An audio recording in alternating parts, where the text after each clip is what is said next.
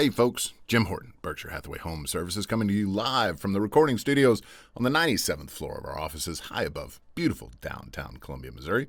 So anyway, let's get on with our December update, the last month of 2020. Yay! And I don't know about y'all, but I'm already ready for 2022. Anyway, so we're going to go through some market stats for December, and then we're also going to take a quick look forward into what we could expect to get out of 2021. So let's go ahead and jump right into it. All right, first up, we've got Boone County and Columbia, so our entire market area. Active listings, if you look at that bar graph all the way to the right side, we are still at historic lows. I pointed it out last month that we were at a historic low. We're even lower. We were even lower in December. Months of inventory and certainly sold. The average days on market are strong on the seller side, and sale to list price ratio took a little bit of a dip in December. I haven't had a chance to really pull back the numbers and see where that came from. But I'm gonna go with a quick look that I had. There were several long tooth properties that sold in December. I think somebody looking for tax advantages, and it influenced the numbers in December. Anyway, so if we move on to Boone County only, again, the same story with inventory is just incredibly low right now. Months of inventory, 1.75, a little bit higher than the market overall. Sale to list price ratio took the same dip that it did overall. Average days on market still sitting very strong. Seller's market at 22. City of Columbia only. I mean, it's kind of a bit of a scratched record almost. Just kind of lather, rinse, repeat. Same thing over. Historic low on listings. Active listings at only 172. Months of inventory 1.25. That's not the lowest that we hit this year on that. Back in looks like it was in June, we hit one that was a little bit lower, but still just historic lows in terms of inventory, which continues just to drive the market overall for real estate in the Columbia Boone County area, and actually even nationwide as well. It's not something that's just unique to us. If we look at the City of Columbia now, over $300,000, still the same issue with inventory. Months of inventory is a little bit higher, again, because the more expensive homes, not as many buyers out in the market for those. They tend to move a little bit slower, but still pretty strong on the seller side. Average days on market, according to the rule of thumb, says it's balanced out. Sale to list price ratio at 99%. So even though the average days on market says it's in balance, the other statistics, indicate more that it's on the seller side, which is why we don't look at just one data point and make a judgment out of it. We look at things a little bit more holistically. And if we move on to the under 300K, again, this one has been the piece that's driven a lot of the market, and is tends to be some of the faster moving properties. Only 91 active listings. Sale to list took a little bit of a dip. Months of inventory went down. Average days on market went up. Again, I think just in a quick look that I was able to do, there were some properties, again, that just held on a little bit longer. 1 month ticking up does not necessarily make a trend, but we'll keep an eye on it. I don't anticipate things going up or continuing to move back into even a balanced market anytime soon. So again, I don't see necessarily anything changing with the Columbia market anytime soon. If you have an idea in mind of where you might be able to go if you sold your home, honestly, right now is probably you're not going to get too many better times to go ahead and sell your home. There will be an uptick in inventory later in the spring.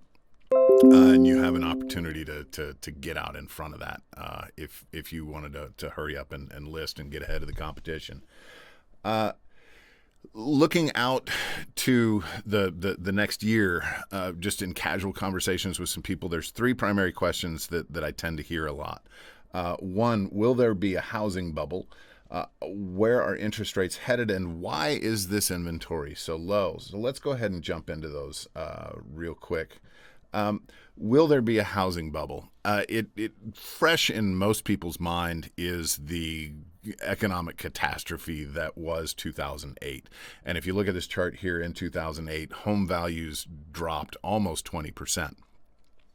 And so people want to correlate the fact that, oh, economy is bad, that must mean housing is also bad. But that's not necessarily the case, because so far in this down economy, in this recession, home prices have increased on average 7.3%.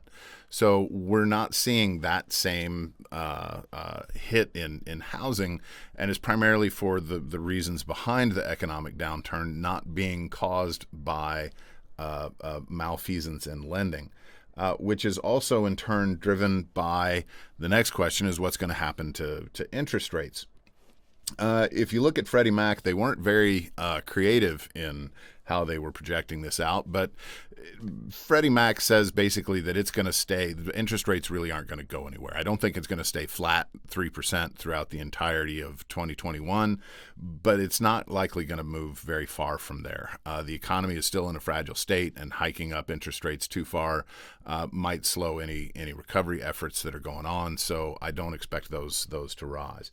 And if you look at kind of what that means in terms of your buying power and what you might be able to do, take a look at this slide from Realtor.com.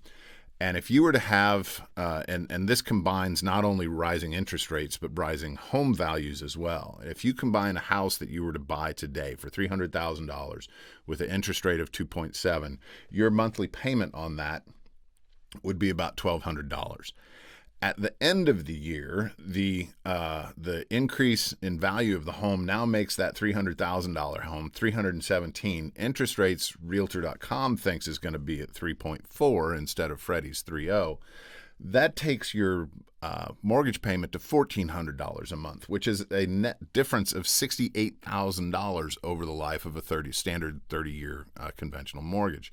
So it's very, interest rates and values, and when they slide back and forth, it's very impactful to your buying power as somebody in the real estate market. So kind of keep some of those things in mind as you're making real estate decisions.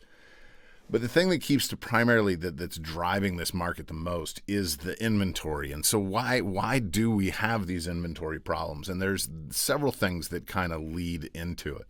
One is baby boomers aren't moving on. Typically what happens in most scenarios is, the older generation, they've got a larger house, they'll downsize, they'll move to a rental, they'll move into a condo, something, along those lines. The baby boomers, this older generation, they're sitting still longer, and so they're not vacating existing homes, and so that piece of the market isn't as robust as it usually is. That housing crash in 2008, on average, there's about 1.5 to 2 million new starts of homes every year. In that year, there was 450,000. And the developer community still has yet to really kind of recover from that in terms of their ability to kind of really crank things out. And the market itself hasn't recovered in terms of their ability to meet the current demand. And COVID-19 has also had an impact on the ability for housing developers to have a consistent workforce, to produce homes in a timely fashion in trying to keep up with demand. Realtor.com even suggests that it will take as much as 5 years for the market to catch back up with demand in terms of new housing starts versus what the market will support and needs. And so during that time, existing home prices are going to continue to rise. And that is that's what we've got for our December market and our 2021 outlook. If you have any questions, drop a comment below. Love to hear from you. JimHorton.com. Thanks for watching.